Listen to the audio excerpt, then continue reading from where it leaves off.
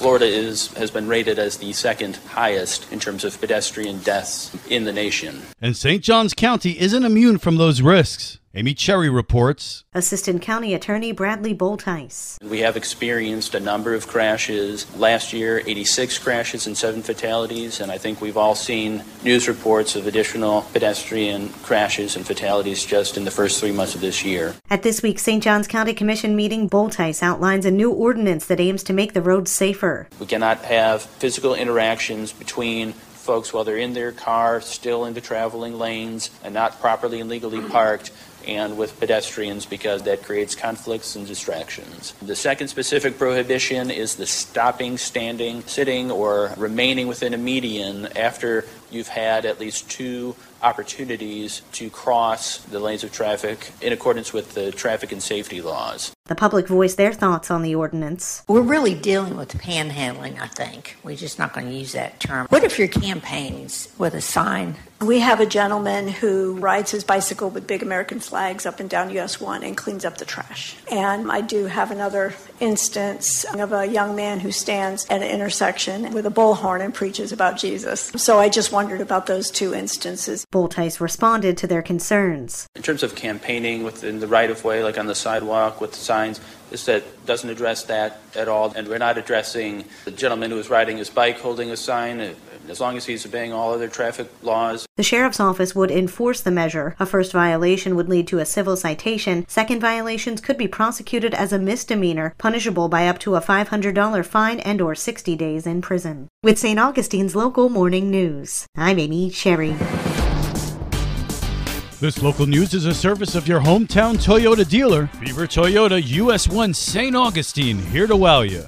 At Tuesday's St. Johns County Commissioners meeting, it was announced that cultural resources and environmental inspections have been combined into one new position under growth management. Liz Ryan has more. Hallie Barkley has been assigned to this new position. County Administrator Hunter Conrad explains. Department directors essentially manage staff needs, resources, and they made a decision and recommended to administration that we needed to be able to take care of both with the staffing that we had, both cultural resources and our environmental inspections. So the recommendation at the last separation was that we would continue to put a focus on cultural resources, but also put those positions together. So an environmental technician that would be also doing the job duties of cultural resources. He says why they made the decision to merge those 2 positions. That position was only at about 50% capacity, and so that's why the reason to put those positions together. So cultural resources and the environment are taken under one position. As you can imagine, that's a smaller department, and so oftentimes in smaller departments you're also asked to do multi-dimensional things. We can do both of these with one position, and so cultural resources has been and will always be incredibly important to identifying cultural landmarks and cultural objects within St. Johns County, but as well as making sure we're taking care of the environment. For St. Augustine's local morning news, I'm Liz Ryan.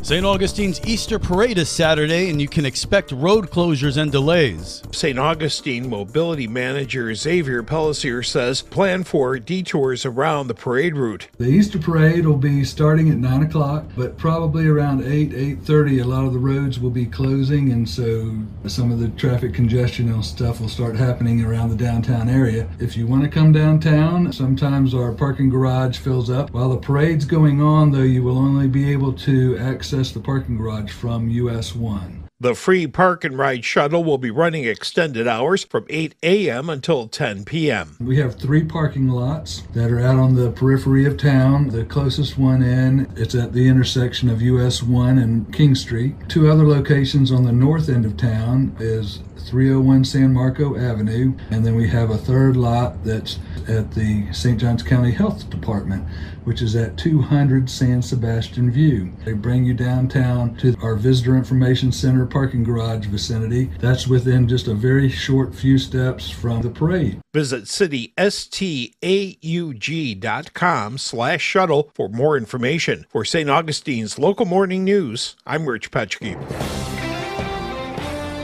The weekend is here, and there's plenty of family fun to be had in St. Johns County. This is Stacy with Fun for Augie Kids. Beaver Toyota is hosting an Easter extravaganza tonight. There will be a photo booth, face painting, DJ, food trucks, and the kids are going to love collecting Easter eggs from the decorated vehicles. The Betty Griffith Center is presenting their annual Run for Peace 5K tomorrow. This is a family-friendly run that helps support our local community. Bridge of Life Church has their annual Easter egg hunt. There will be games and refreshments available and grade-specific egg hunts with an additional egg for the whole family. Be sure to make your way downtown for the 64th annual St. Augustine Easter Parade. The St. Augustine royal family leads the parade, followed by their entourage, clowns, drill teams, floats, and of course the beloved Easter Bunny. Find more on these events and all other Easter-themed events by visiting us on our website at fun4augiekids.com. Have a great weekend. And now you're up to date with St. Augustine's local morning news. I'm Rich Carroll.